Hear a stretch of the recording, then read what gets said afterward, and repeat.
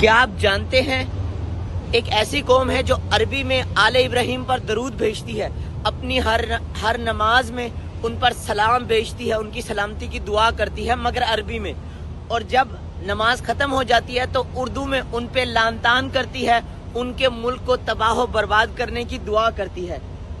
یا تو یہ جہالیت ہے یا تو کوئی اللہ انہیں پاگل بنا رہا ہے اور یہ خود بھی پاگل بن رہے ہیں۔ حیرانی کی بات ہے، جواب ضرور دیجیے گا، جہالت ہے یا کم عقلی یا لا علمی؟ جواب ضرور دیجیے گا۔ ایسی تو کوئی قوم نہیں ہے جو ایک ہی وقت میں کسی دوسری قوم کو لعن طعن بھی کرے اور اس کے لیے دعائیں بھی کرے۔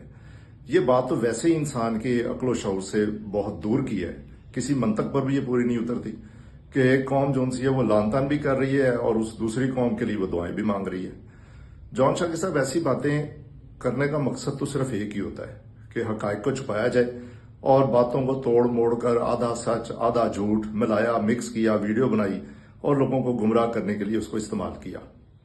آپ نے اپنے آپ کو آپ ریسرچر کہتے ہیں تو آپ نے ریسرچ کی، آپ نے یہ اعتراض اٹھا دیا، لیکن آپ نے اپنی ریسرچ میں یہ ریسرچ نہیں کی کہ قرآن پاک جو ہے وہ اس سلسلے میں کیا کہتا ہے، آل ابراہیم سے کیا مراد ہے۔ ان باتوں کا آپ نے کوئی ذکر نہیں کیا۔ آل ابراہیم سے مراد یہ ہے کہ وہ تمام لوگ جو حضرت ابراہیم علیہ السلام کی نسل میں آئے اور وہ تمام لوگ جو حضرت ابراہیم علیہ السلام کی پیروی کرتے رہے اور ان کے ساتھ ان کی فرما برداری میں شامل رہے، وہ لوگ آل ابراہیم میں شامل ہیں۔ تو اللہ تعالیٰ جو ہے وہ یہ فرماتا ہے کہ آل ابراہیم کے اوپر رحمت ہے، برکت ہے، لیکن وہ جو لعنت فرما رہا ہے اس کا ذکر آپ نے نہیں کیا۔ آپ نے اپنی ریسرچ میں سورہ مائدہ کی آیت نمبر 78 کا مطالعہ نہیں کیا۔ آئیں دیکھتے ہیں اس میں کیا لکھا ہوا ہے۔ بنی اسرائیل میں سے جو کافر ہوئے ان پر داؤد اور مریم کے بیٹے عیسیٰ کی زبان سے لعنت کی گئی، یہ اس لیے کہ وہ نافرمان تھے اور حد سے گزر گئے تھے۔ پھر آپ نے سورہ مائدہ کی آیت نمبر 13 کا بھی مطالعہ نہیں کیا۔ پھر ان کی عہد شکنی کے باعث ہم نے ان پر لعنت کی۔ تو دیکھا آپ نے، یہ لعنت کوئی قوم نہیں بھیج رہی، یہ اللہ تعالیٰ ان لوگوں پر لعنت بھیج رہا ہے جنہوں نے نافرمانی کی۔ یہ لعنت اللہ کی طرف سے ان لوگوں کے لیے ہے، اس خاص گروپ کے لیے جو عہد شکنی کا مرتکب ہوئے۔ یہ کسی ایک خاص نسل کے لیے یا ایک پوری قوم کے لیے لعنت نہیں ہے۔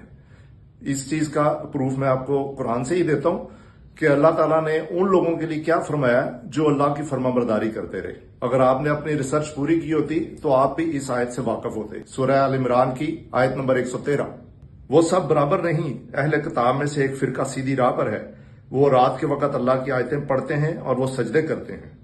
پھر آپ کی معلومات میں اضافے کے لیے سورہ البقرہ کی آیت نمبر 62، جو بھی مسلمان اور یہودی اور نصرانی اور صابئی اللہ اور قیامت کے دن پر ایمان لائے اور اچھے کام بھی کرے تو ان کا اجر ان کے رب کے ہاں موجود ہے، اور نہ ان پر کوئی خوف ہوگا اور نہ وہ غمگین ہوں گے۔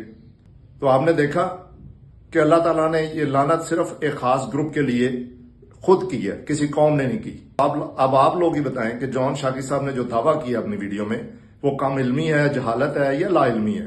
میرے نزدیک تو آدھا سچ اور آدھا جھوٹ بولنے والے نہ گھر کے رہے نہ گھاٹ کے رہے۔